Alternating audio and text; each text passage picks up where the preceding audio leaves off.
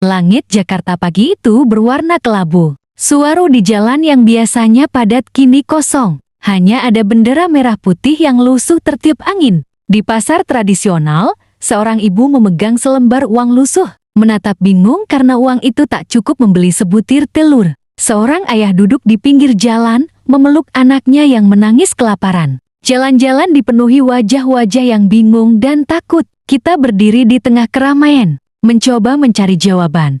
Apakah ini akhir dari segalanya? Kenapa Indonesia bisa bangkrut? Kebangkrutan negara bukanlah kejadian yang datang tiba-tiba. Ini adalah akumulasi dari kesalahan demi kesalahan yang dibiarkan menumpuk. Utang luar negeri yang terus membengkak, korupsi yang tak terkendali, pengelolaan sumber daya yang asal-asalan, dan perekonomian yang bergantung pada impor. Indonesia bisa saja bangkrut jika pendapatan negara tidak lagi mampu menutupi pengeluaran dan cicilan utang. Dalam kondisi ini, dunia internasional akan kehilangan kepercayaan. Investor menarik modalnya, dan rupiah kehilangan nilainya. Semua ini adalah bom waktu yang bisa meledak kapan saja. Dampak langsung di kehidupan sehari-hari. Begitu kebangkrutan diumumkan, inflasi akan meroket. Harga beras, minyak, dan kebutuhan pokok lainnya bisa naik berlipat-lipat hanya dalam hitungan hari. Masyarakat menengah ke bawah akan menjadi korban pertama. Tabungan yang selama ini disimpan menjadi tidak berarti,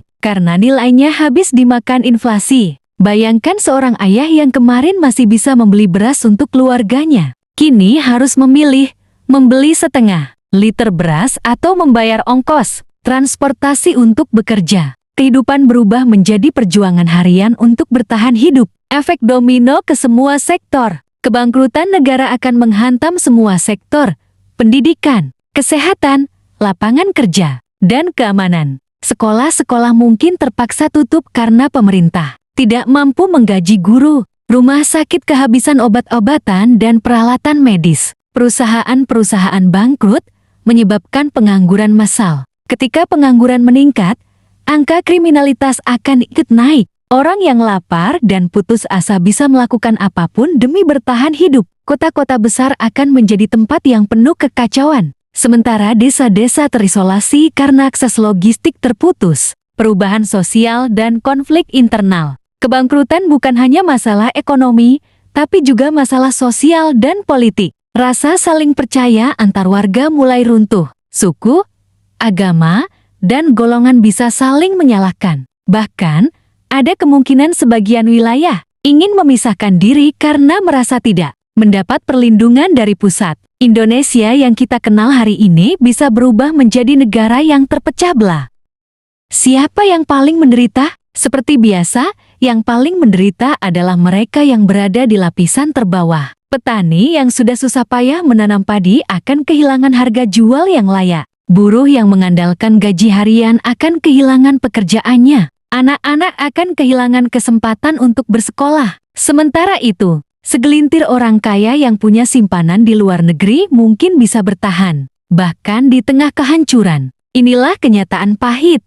Ketika negara jatuh, rakyat kecil yang paling dulu tersungkur. Harapan di tengah kehancuran. Namun sejarah membuktikan, bahkan ketika sebuah negara bangkrut, selalu ada kesempatan untuk bangkit. Indonesia pernah melewati krisis ekonomi 1998. Meski saat itu rakyat harus melalui masa-masa yang sangat sulit, kebangkitan tidak akan datang dari pemerintah saja, tapi dari kekuatan masyarakat yang saling membantu, kembali ke akar budaya gotong royong, dan memanfaatkan sumber daya lokal. Di tengah gelapnya malam, selalu ada bintang yang bersinar. Pertanyaannya, apakah kita siap jika bintang itu hanya bisa muncul setelah kita jatuh sedalam-dalamnya? Membayangkan Indonesia bangkrut bukan sekadar drama untuk menakut-nakuti. Ini adalah peringatan keras bahwa masa depan negara ini ada di tangan kita semua. Jangan tunggu sampai uang kita tidak berharga, sampai makanan menjadi barang mewah, dan sampai persaudaraan hancur oleh rasa saling curiga. Selama kita masih punya waktu,